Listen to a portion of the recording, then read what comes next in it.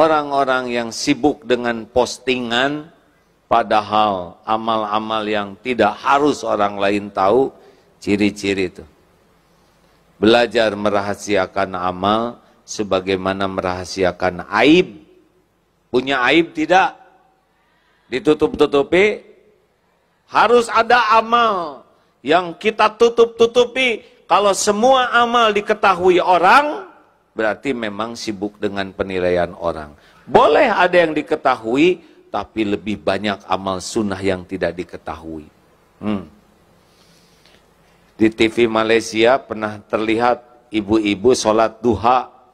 Sedang sholat duha bersama anaknya yang SD. Telepon bunyi, "Ring, Dek, ibu sedang apa?" "Sedang sholat duha, Bu." Aduh, bahagia. Allah Akbar. Karena tetangga jadi tahu. Selesai sholat, "Anak baik, anak pinter, ibu sayang." Karena bahagia tetangga jadi tahu. Suatu saat sholat maghrib, sholat asar, 5:30. Sedang sholat, telepon bunyi. "Kering, ibu ada nak?" "Ada." Tong, tegang. Lagi sholat nih. "Sedang apa?" "Sedang sholat asar, Tante." Selesai, kamu ngomong. Berarti dia lebih sibuk dengan diketahui orang daripada diketahui Allah. 2, jangan selalu ingin dilihat orang. Ada orang, tidak ada orang, bagi orang ikhlas sama, bagi orang tidak ikhlas tidak sama. Ada orang bagus, tidak ada orang tidak bagus. Ini ciri-ciri ini. Kalau sholat sendiri, gesit. Allah Akbar. Allah Akbar. Allah Akbar. Allah Akbar. Allah Akbar. Allah Akbar. Atahiyatun barakatuh salawatu. Astagfirullahaladzim. Astagfirullah. Assalamualaikum. Assalamualaikum. Tidak ada orang. Gesit, tangkas. Giliran ada orang, Allahu Akbar. Bismillahirrahmanirrahim. Allah. Subhanallah, cukup nih, udah agak lama ya. Udah agak lama nih, cukup ya. Sami Allah. Acting. Lagi sholat sendiri tahajud. Sedih. Tapi ada suami, "Ya Rob, tolonglah keluarga kami." Air mata dibiarkan mengalir. Padahal itu sisa menguap. Tapi diatur supaya ini acting. Gak diterima. Hati-hati. Ada orang, tidak ada orang, sama atau tidak. Kalau ada orang baik, tidak ada orang tidak baik, ciri-ciri itu. Tidak ikhlas. 3, ciri latihan yang ketiga adalah jangan ingin dipuji, jangan takut dicaci. Dengar ya, kalau dipuji semangat, tidak dipuji tidak semangat, dicaci patah semangat, pasti bukan karena Allah. Karena orang ikhlas, puji, caci, ember jatuh sama. Hanya getaran udara yang merambat ke telinga. Kalau dipuji semangat, tidak dipuji tidak semangat, dicaci patah semangat, pasti karena mulut orang dia berbuat. "Bu, Pak, saya sudah nyobain takdir dipuji-puji, udah gitu ada takdir dicaci maki, udah.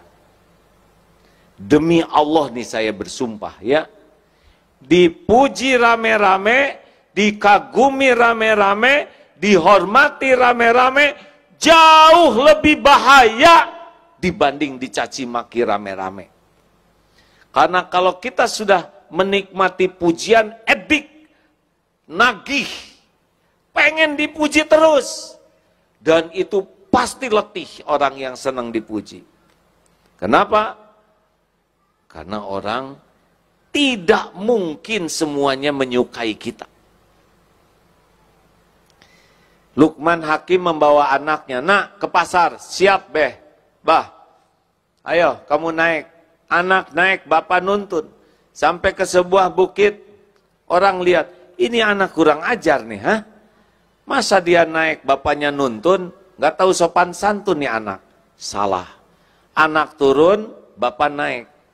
Sampai bukit kedua, ketemu lagi sekelompok orang. Ini si bapak tega. Masa dia naik, anak nuntun, gak punya perasaan. Salah. Bapak naik salah, anak naik salah. Kalau gitu berdua. Naik berdua. Sampai bukit ketiga, ketemu dengan sekelompok orang. Ini manusia tidak berperi kekeledaian. Keledai satu dinaikin duaan, zolim. Salah lagi. Akhirnya turun dua-duanya, dituntun sampai pasar. Kata orang pasar, ini orang blow on. Punya keledai nggak dinaikin. Begitulah. Kata bapaknya, nak sini. Itulah manusia. Kalau hidupmu hanya ingin dinilai dan dipuji manusia, persiapkan dirimu letih sepanjang waktu, sengsara sepanjang hayat. Karena manusia pasti beda-beda. Selamat menderita bagi siapapun yang sibuk pengen dipuji oleh manusia. Ali bin Abi Thalib mengatakan, semua kepahitan sudah kurasakan. Dzuktur mararati kullaha falam ajid amarra minal hajati ilan nas. Kepahitan seluruhnya sudah kurasakan dan tidak ada yang lebih pahit dalam hidup ini selain berharapnya hati kepada manusia. Makanya hati-hati, makin ingin dipuji, dihargai, dikagumi, makin sering sakit hati. Jelas? Bu, jelas? Kalau mau dandan di rumah, dandan saja. Tidak harus selalu nanya, Mas, gimana penampilan saya? Suami kan bingung, mau ngomong apa? Ngomong cakep, enggak begitu. Ngomong jelek, enggak tega. Ya wes, Bu, kamu ini kayak kesemek. Begitulah, itu solusinya. Perlukah kita ingin kelihatan rapi? Boleh. Kita rapi untuk menghormati, bukan untuk dipuji. Makin ingin dipuji, makin sengsara. Ingin kelihatan langsing, tahan napas. Jadi kekurangan oksigen. Bu, jangan takut jadi tua. Ya Bu? Kenapa? Karena sudah jadi. Ibu tidak bisa remaja terus. Mustahil. Walaupun ibu pakai pakaian SMA, kalau dulu lucu, kalau sekarang lebih lucu. Jangan memaksakan diri, akan ada batasan, nggak bisa direkayasa lagi.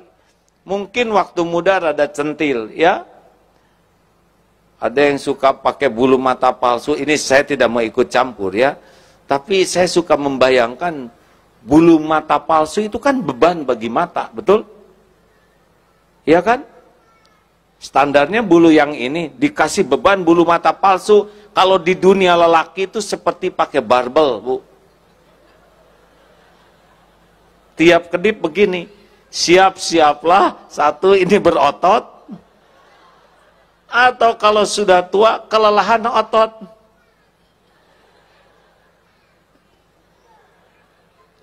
Bisa jadi merem terus, nggak kuat ngangkat.